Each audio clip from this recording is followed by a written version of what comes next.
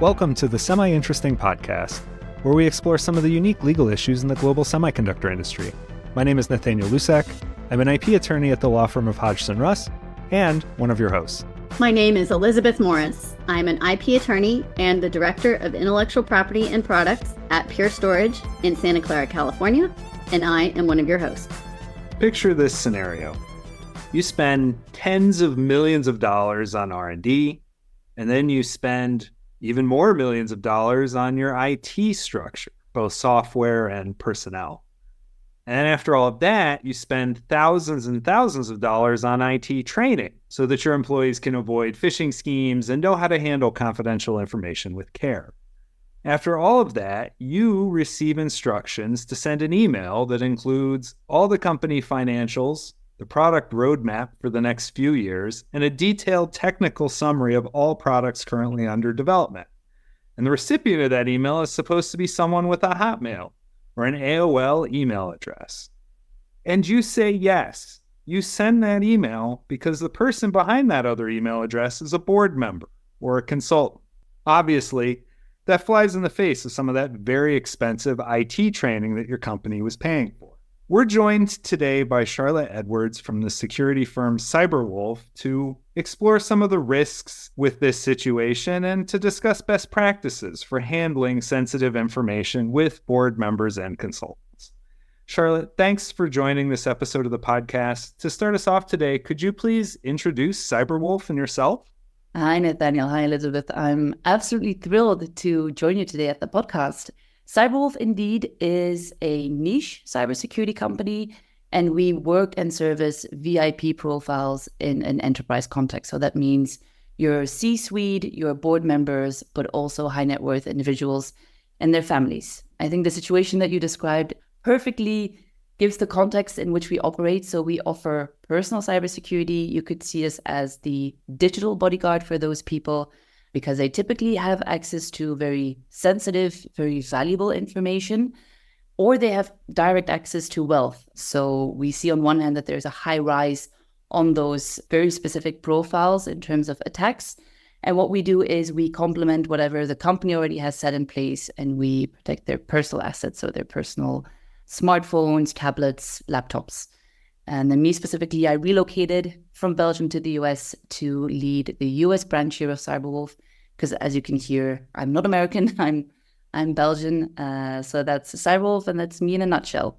Charlotte, so great to meet you. This is just a fascinating topic and not one that I have thought about so much in my own role as an IP attorney. But I can absolutely see how it makes sense that high worth individuals and individuals with a lot of access to important information could be targeted. It's a little shocking to me that Nathaniel's proposal that he gave was that these people might have Hotmail accounts, but I would be interested to know from you if that's really true. Why, in your opinion, your professional opinion, why are board members and consultants targeted, and what kinds of sensitive information do they generally have access to? That's a great question. And unfortunately, I have to say that quite a lot of them do have Hotmail, Gmail, so all of the personal accounts. That's something we see quite often. The reason why they're targeted, there's a number of reasons. And actually, the first one you mentioned, being the information that they have access to, is the first one, but also the position that they hold within the company. That's both for board members, but also for consultants. And then thirdly is the network that lies behind those people. So often they are very good and well interconnected as well. So if I look at the first one, the access to sensitive information, I think if you look at your own company or you look within your own network of people and you know someone who sits on a board, then you know that they're one of those key stakeholders within a company. They help grow the company. They help define the strategic direction of a company. So that means that they virtually have access to anything. So all of the company information, all of the financials, if there's any M&A targets. And the same actually goes for consultants. So consultants are often called in by an enterprise to work on key strategic projects. So for example, think about your company wants to do a pricing project. They will call in pricing consultants. And those consultants have access to all of the customer data, all of the portfolio data. Same goes for an efficiency program. If they want to do cost cutting, those consultants have access to all of the financial data within that company. So in order to properly execute the role for both the board members and for the consultants, they have that privileged access to anything within the company. So that's the first reason. The second one is they both have this very unique position within the company. So they take a strategic role within the company, yet they're not an employee. They are separate from your average employees. They do not have the company devices. They are not a part of the company's security infrastructure. And you could imagine, for example, that they can use very specific services that are normally banned from the company.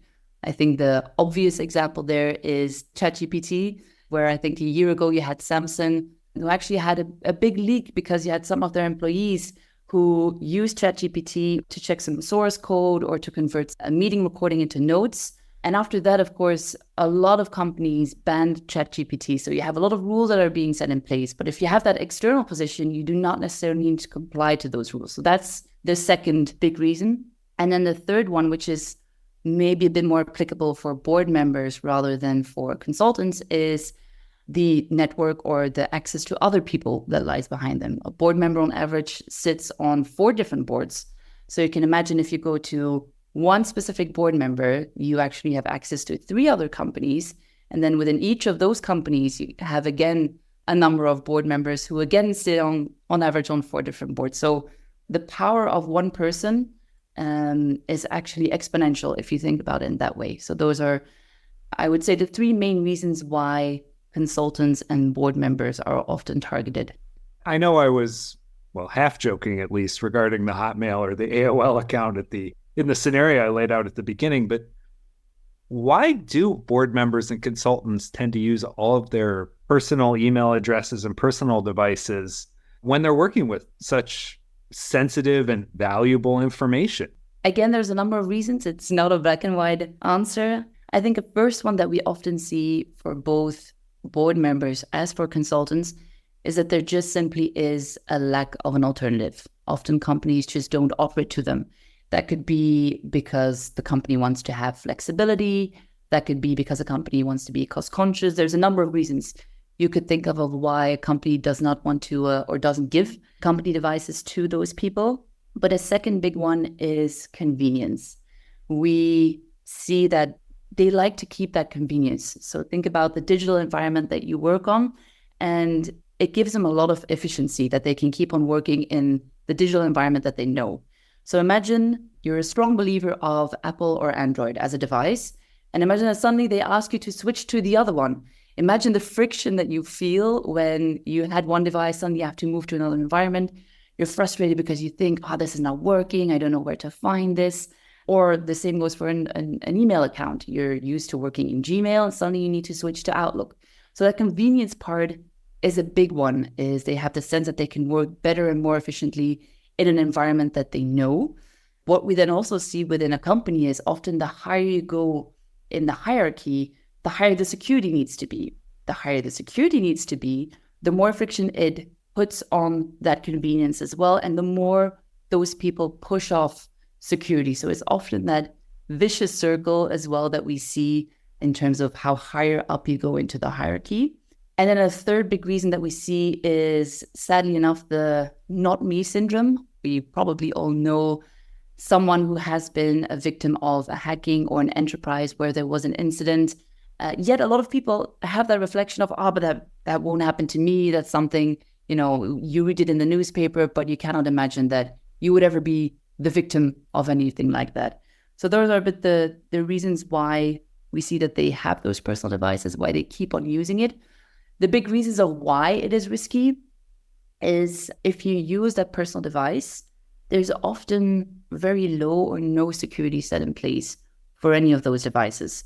So for example, I think we've all been frustrated with it. You get an email in your corporate mail environment, and either there's a banner saying, warning, this is an external mail, or mail has been put in quarantine, and you have to relook at it.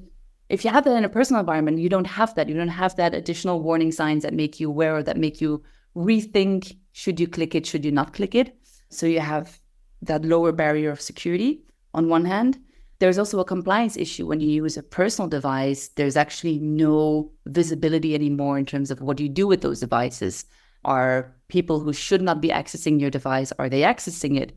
Are you doing stuff that you're not supposed to be doing on those devices? Or, for example, the ChatGPT, the whole compliance part of that is also a big risk. And then the moment that they have those personal devices, they actually become how we call them shadow devices within your corporate environment. So those are the devices that you don't have that visibility on. You have no control on what is happening. Anyone could have unauthorized access. They can start bypassing the rules. So the big risk, to summarize a lot of what I've been saying, is that the company actually has a huge blind spot when it comes to those personal devices, especially now with the blurring lines between personal and professional.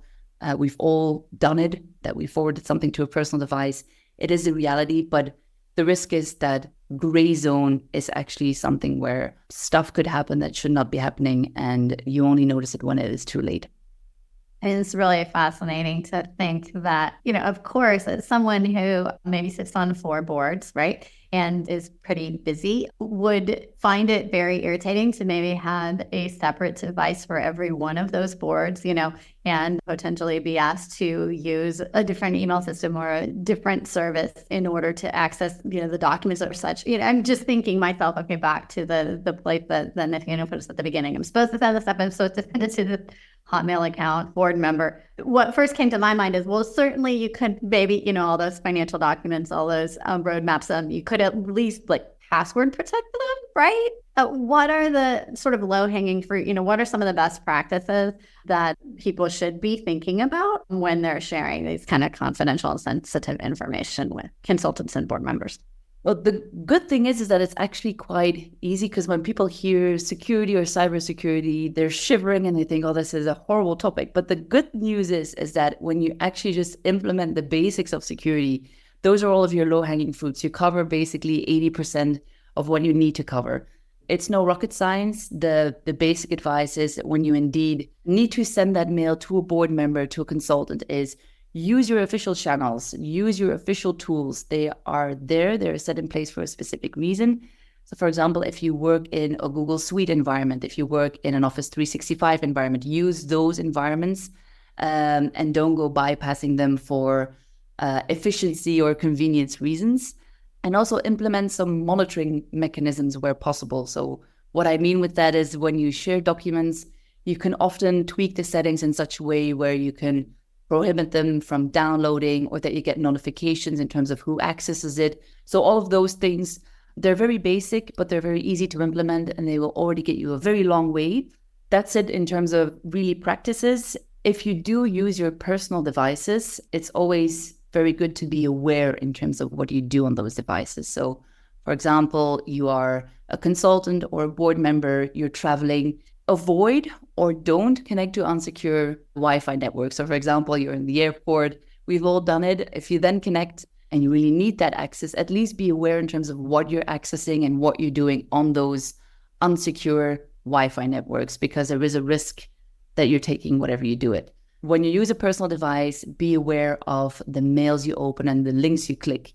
I'm not saying that you shouldn't click anything. I'm saying that it's good to kind of have that small voice somewhere inside of your head that kind of asks you the question, is this correct? So for example, if you get a mail asking you to take a specific action on a specific platform, instead of clicking on the link in the email, just surf to the platform. So I think IRS is a good example. If you get a typical mail of, oh, your refund is going to come from the IRS, and just click here to give us the bank details. Instead of clicking on that link, go to the platform, because if there is an action that you need to take, you will actually see it on the official platform as well. And then overall, be aware of the sites that you're surfing to, because often a lot of things are open in the background. So common sense already gets you a very long way to that aspect. And then the last point that I wanted to raise as well is have openly the security discussions. I said it in the beginning as well. It's a topic that a lot of people do not like to have, because they think, oh, this is super complex, I'm not going to understand it. But this is a warm call out for people to lean into those discussions, because they are important and you do have a role to play in them.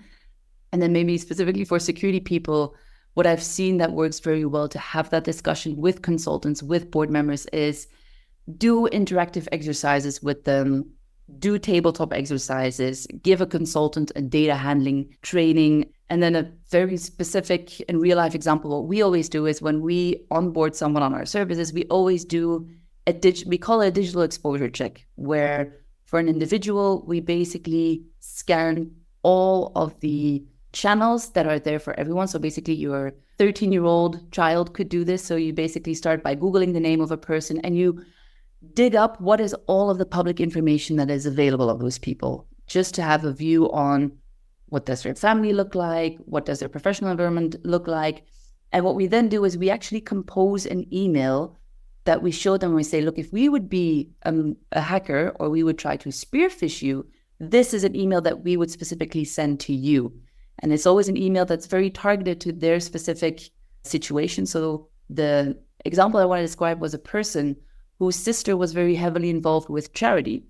And a year before, she had run half a marathon and she had collected some funds for that charity organization. And we had put together a mail for this person coming from an email address that was closely resembled her email address, where we gave that full context of, I'm running a new marathon. It's going to be in this location. I'm going to collect funds again. Here is the link if you want to donate. And the person immediately said, like, oh, I would never double check it because it makes total sense because she did it last year and everything made sense. So that's typically have those discussions and show as much as possible how it could look like in real life and what those risks are.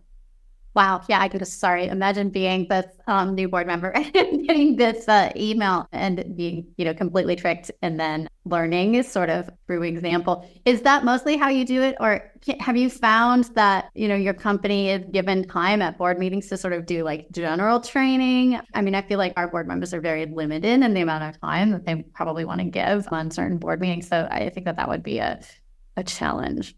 Yes, it definitely is a challenge, yet we do see a positive trend that a lot of people are a lot more open to have the security discussion, especially with boards, and because there's a new regulatory framework as well that is putting more accountability and responsibility on boards, especially on an individual level. So what we do is, on one hand, yes, we give them general advice, and we often work closely together with IT teams and CISOs to see what is the content that could resonate the most. But in our experience, again, those very real life examples work the best, where we actually had an example of a CISO that came to us with a question if we could pen test the board of that specific company. We had created an email campaign that was also linked to an individual action that they had to take on a social security platform. We had sent it out to all of the board members individually, where there was a question of you need to take action, you need to complete some data within 2 days. And that exercise actually triggered with one specific board member the reaction that this board member wanted to be a very good citizen and wanted to take those actions, but he couldn't open it because we were behind it. And then it got escalated back to the IT team, where the IT manager hadn't seen, he didn't know that we were pen testing, and he hadn't seen that it was actually a phishing mail, and he had instructed his entire IT team to drop everything to help this board member, which basically gives access to the entire company. Of course, afterwards, this had a lot of impact because suddenly they realized, like, oh my God, not even the board member, but even the IT team fell into it. And the impact was huge. It was, if we would have had some malicious intents, we could have had access to a lot of company systems just through the personal account of a board member. So those are typically catalysts that make them free up a bit of time in the agenda to discuss it. Absolutely. There's nothing like going through something like that personally. I mean, like back to your sort of not me, syndrome or whatever you call her. And I'm chuckling because I can just picture attempting to get certain board members that I've dealt with in the past to sit through cybersecurity training. And that doesn't seem like I'd want to be the person to make that requirement to those individuals. Moving more to what you were talking about with detection, how can you detect a breach in real life when, for example, financial information or R&D test results might be accessed without permission? I mean, what are cybersecurity specialists looking for to detect one of these attacks? In order to detect, it's a combination of a number of factors. So on one hand, there's always proactive monitoring that is being set in place by the company. You can do that proactive monitoring thanks to all of the security tools that a company has set in place. And then a third aspect, inevitably, you can have all the technology, all of the protection and monitoring. You always need the human expert to steer an investigation and to kind of look through any alarm bells that could be going off. So those are the three big ones: the proactive monitoring, the tooling, and then the people. What often indicates an attack or what makes the alarm bells go off, it could be a multitude of things. But typically, the moment that there's an anomaly in one shape or form, that is typically something that triggers something that makes people look into something. So that could be any unusual activity. So for example, an unusual transfer, a big amount of money has been transferred from one account to the other. It could be some unusual access patterns. There's an access from a specific location that normally should not have access to anything. So anything that just is out of the usual will trigger something. Typically, the network is also a key indicator for a breach. So meaning anything that happens on the network in terms of connections that are being used, weird locations, weird IP addresses, devices that are normally not within the circuit, that also triggers an alarm bell, and everything at an endpoint perspective as well. So an endpoint for us could be a laptop, it could be a device where, for example, you have security settings that are set in place. If suddenly those security settings change, or some of the access settings change, that is also something that could trigger people to look into, is there something ongoing? Is there a breach? And then maybe the most important thing is the behavior of the individual. So are there any weird logins or at weird times, again, at weird locations from weird devices? Are they trying to transfer any privileges to other people? Sadly enough, we also see that within breaches, the human aspect is almost always there in one shape or form. So that's also a key indicator next to all the other ones that I had mentioned. I can absolutely imagine that you're helping these companies sort of, see these things and then look into them in more depth. Do you guys ever get called in after the fact, right? When you know that there's been some sort of trade secret theft, and maybe you get called in at that point, or maybe you were part of it and then you're digging into it a little bit deeper. What are things that are involved in then? You saw the alarm bells earlier, but now you're really digging into the investigation. Yes. Now, there's a lot of technical points that I'm going to touch upon. But before I touch upon the technical ones, I think a very important thing is the moment that there is a breach, that there's an incident, next to the technical part, there's also a very human and emotional part. The moment that people realize that a trade secret has been compromised or an individual realizes he or she has been hacked, it is a very scary place to be in. So imagine that you're the CEO of a company. You've just indeed, like Nathaniel mentioned in the beginning, you've invested millions in R&D, and suddenly you realize that everything is compromised. It's a horrible situation to be in, and to no longer trust the people that you work with, the channels that you're using, that basically your whole world has been shattered. So I think that's the first thing. And next to all of the technical things that need to be done, I think the first thing that needs to be done is offering a peace of mind to those people and a helping hand, and showing them, okay, we're gonna dig into this with you. We're gonna define the extent of the breach. We're gonna mediate everything. So I think that's a first important thing next to the technology part. A second big thing is, sadly enough, we see as well everything that often when there's a breach or an incident, if something is lost, it is very difficult, if not almost impossible, to retrieve it or to fully mitigate it. There's always a damage done that is almost impossible to fully recover from. And then the most important thing you can do is, indeed, that something has happened, is you start with the technical exercise where, for example, you start with a forensic scan. This could be of your devices, they could be of your network, because the first thing is you try to examine what has been compromised, how has something been compromised, and when has it been compromised. You can do this, for example, by looking into devices and trying to understand, was there any unauthorized access to any of those devices?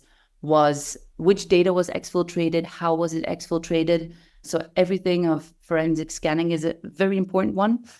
A second one is everything with incident response coordination, because we often think, there's a breach, we have to call the security team, but it goes much broader than just the security team. I think you, of all people, notice as well, it's a coordinated action plan that needs to be executed by the security team, but also by the legal team. Your operations might need to be involved. Your executive team might need to be involved from a communication point of view. So it's this whole coordinated plan that needs to be set into motion, where you really have to very closely work together to limit the damages as much as possible. Next to that incident response coordination, what you also have is, and a key part in that whole post-breach is everything that is threat intelligence gathering. Knowledge is power in such a situation. And the absolute priority is understanding what has happened, why has it happened, how has it happened? Because it might be that you detect X has been compromised, while as you dig into the further investigation, it's not just X, it's X, Y, and Z that actually has been compromised. And that's something that you learn as you go. It's the beauty, but also I would say the terrifying thing about security is it is something that is fluid, and it's something that you discover as you go. So that's everything you can do in terms of mitigating, remediating, and discovering everything for the breach.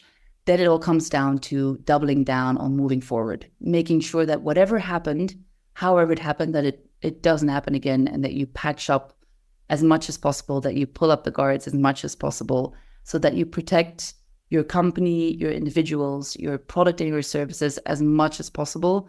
So I would say try to have a good view on what happened and an understanding. And then the second big phase is proactively doubling down on the security.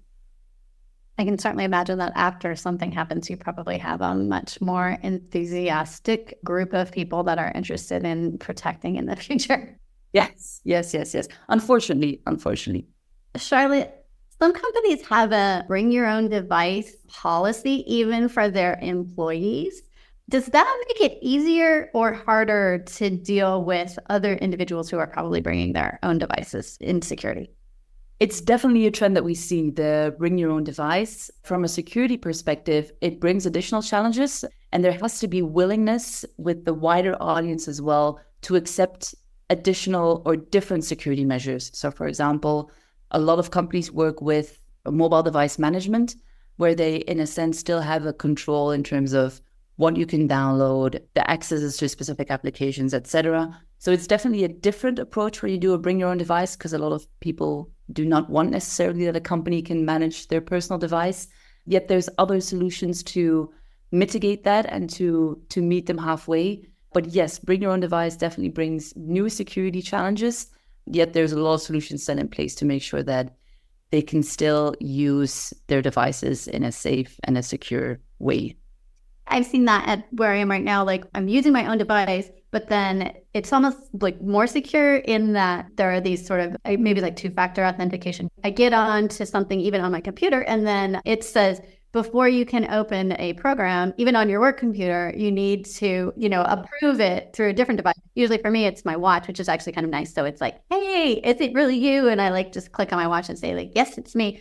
Some people, when we first put this in place at my company, were annoyed because they were having to pick up their phones to do it, and then they were getting distracted, and they said it was impacting their efficiency. But certainly for me, especially because I have it on my watch, I think it's very quick. And I don't even know how they would have done it before to be so good at two-factor authentication. But I'm just thinking that it would be pretty easy to make board members or consultants or other people that are risky do the same thing if you're already making your employees do it, right? That you're sort of following the same path.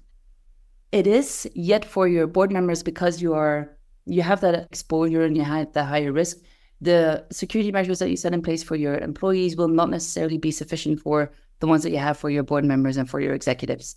So maybe where employees would have more wiggle room to object against specific security because it's indeed their personal device and they don't want to have that intrusion.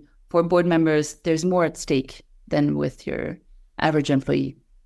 In my world, I work with someone who is a reformed patent troll. Okay. So he knows all the tips and tricks that patent trolls used to still use to go after practicing entities for patent infringement. Is there something similar? Are there reformed bad guys, reformed hackers or phishers that companies, like Cyberwolf use to understand, the kinds of things that need to be protected or the kinds of tricks that happen? Or are they kind of totally different worlds that people don't cross over? I would say definitely it's two different worlds where you could say the offense and the defense on one side.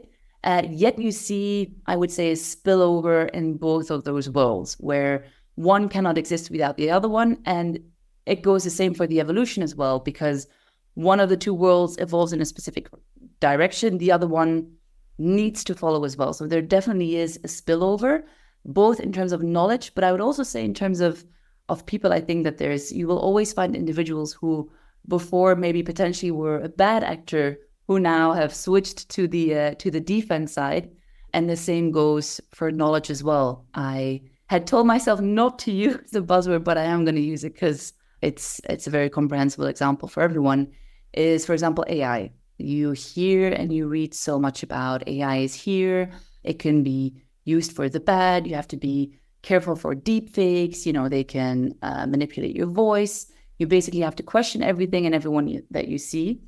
And I was at a conference last week where the overall message was a new technology, in this very specific example, AI, will be used on the short term by the bad actors. It will be exploited. It will be used. And you will actually see a rise of those attacks. Yet, they also said on the longer term, the playing field will be evened on the defense side, because we will also, one, have the regulatory framework to use AI to our advantage, but also to protect against the malicious actions that they take. So there's definitely spillover into those two worlds, but I see it very much as an evolutionary thing. Well, Charlotte, I don't know if I necessarily feel better after discussing things today, but I definitely feel more knowledgeable about the risks and some of the solutions that can be put in place to reduce the risk. Thank you so much for joining us today on the podcast. And hopefully this spurs some thoughts by our listeners to do a better job protecting their trade secrets and other sensitive information. Thanks so much, Charlotte. This was just really fascinating. So glad to have you on. Thank you so much, both. In the end, if I can still say it, security is a message of hope. So even though, yes, there's a lot of risks, there's also a lot of things that we can do. And just the basics and common sense gets us so far. But thank you so much to address this topic. It has been a wonderful discussion. Thanks so much for listening to this episode of the Semi-Interesting Podcast. You can find more episodes wherever you get your podcasts, including YouTube. And if you enjoyed the episode, we always appreciate 5-star reviews. While we talked about legal issues, none of the information shared during this podcast is intended to be legal advice. If you have any questions about information we cover or ideas for a future episode, feel free to contact me or the other attorneys at Hodgson Russ. You can find contact information at www.hodgsonruss.com.